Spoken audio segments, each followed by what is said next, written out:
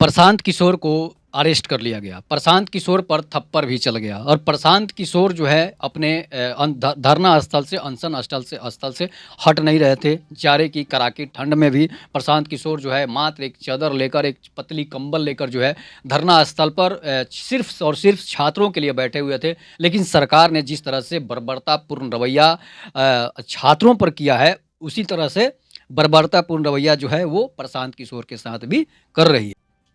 एक बड़े नेता के साथ इस तरह का दुर्व्यवहार सरकार की नाकामी और प्रशासन की बदनामी को दर्शाता है कि सरकार और प्रशासन जो है सिर्फ और सिर्फ छात्रों को पीटने के लिए, नेताओं को पीटने के लिए ही बनी हुई है, रह गई अब। इसलिए मैं आपको बता रहा हूं कि एक बड़े नेता को, जिस नेता से आप चुनाव लड़ने के लिए कहते थे, जिस नेता से आप चुनाव जीतते आए हैं, उस नेता पर इस तरह से बर्बरतापूर्ण हमला जो है, ये कायराना सरकार की कायरतापूर्ण नीति है। इसलिए मैं आपको बता रहा हूं कि प्रशांत किशोर भी एक बड़े नेता हैं और प्रशांत किशोर जब अरेस्ट नहीं होते हैं तो प्रशांत किशोर को अरेस्ट कर दी जाती है। उनसे अरेस्ट करने के बाद फिर सरकार उनको रिहा करती है। रिहा करने के बाद बॉन्ड भरवाया जाता है, लेकिन वो बॉन्ड नहीं भरते हैं और बॉन्ड नहीं भरने के बाद फिर से उन्हें अरेस्ट कर लिया जाता है। इसके बाद बिना शर्त जमानत दे दी जाती है। तो फिर सरकार ये कौन सा लुका छिपी का खेल कर रही है?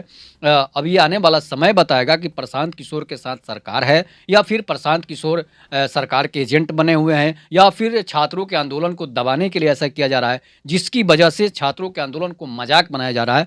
आप जो कह सकते हैं, अब इसके पीछे बड़ी राजनीति क्या हो सकती है ये अब समय बताएगा। लेकिन मैं आपको बता रहा हूं कि प्रशांत किशोर पर जिस तरह से पुलिस वालों के द्वारा थप्पड़ मारा जा रहा है, ये सरासर अन्यायपूर्ण है। ये सरासर संविधान का उल्लंघन है कि आप धरना स्थल पर बैठे एक नेता को एक सिपाही से पिटवा रहे हैं। तो समय आने वाला समय जो है वो बदलता है। अन्ना ने आंदोलन जब किया था तो सरकार पलट गई थी।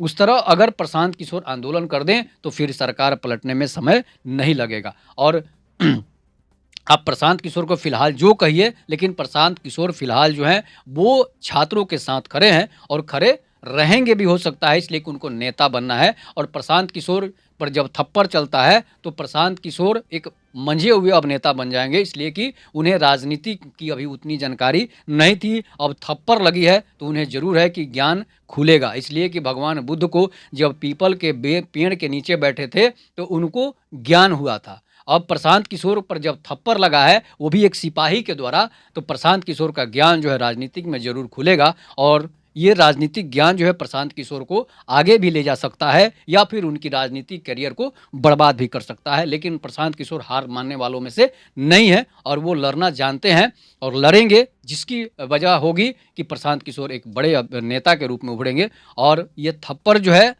ये मामूली थप्पड़ नहीं है। प्रशांत किशोर पर जो थप्पड़ चला है वो मामूली थप्पड़ नहीं है, एक बड़ा थप्पड़ है। और जब किसी को थप्पड़ लगता है तो वो बड़ा नेता या बड़ा आदमी बन जाता है। तो ये है प्रशांत किशोर की बातें। प्रशांत किशोर को अरेस्ट कर लिया गया था, फिर उन्हें रिहा किया गया, फिर बॉन्ड भरवाया गया, बॉन्ड नहीं भरे, इसके बाद फिर से अरेस्ट किया गया और फिर से अरेस्ट करने के बाद सरकार को लगा कि अब हमारी सरकार की बदनामी होगी, तो नीतीश सरकार ने उन्हें बिना शर्त रिहा कर दिया। अब फिर से प्रशांत किशोर धरना पर बैठेंगे। तो ये राजनीतिक में चलते रहता है। अब छात्र इसमें पीस रहे हैं।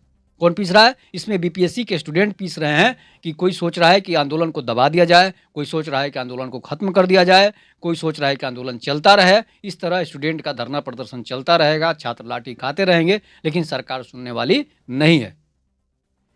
ये सरकार की नीति है और नीतीश कुमार किसी की सुनते नहीं है, चाहे वो बीजेपी के नेताओं पर लाठीचार्ज करवाना हो या फिर प्रशांत किशोर पर लाठीचार्ज करवाना हो, या छात्रों पर लाठीचार्ज करवाना हो, या आंगनबाड़ी सहायिका या सांख्यिकी स्वयंसेवकों पर लाठीचार्ज करवाना हो, कोई भी चीज़ हो जिसमें नीतीश कुमार लाठी तुरंत चार्ज करवा देते। तो इस पर आप अपनी प्रतिक्रिया जोड़ दीजिएगा। तब तक के नमस्कार। जय हिंद, जय भारत, जय श्री राम।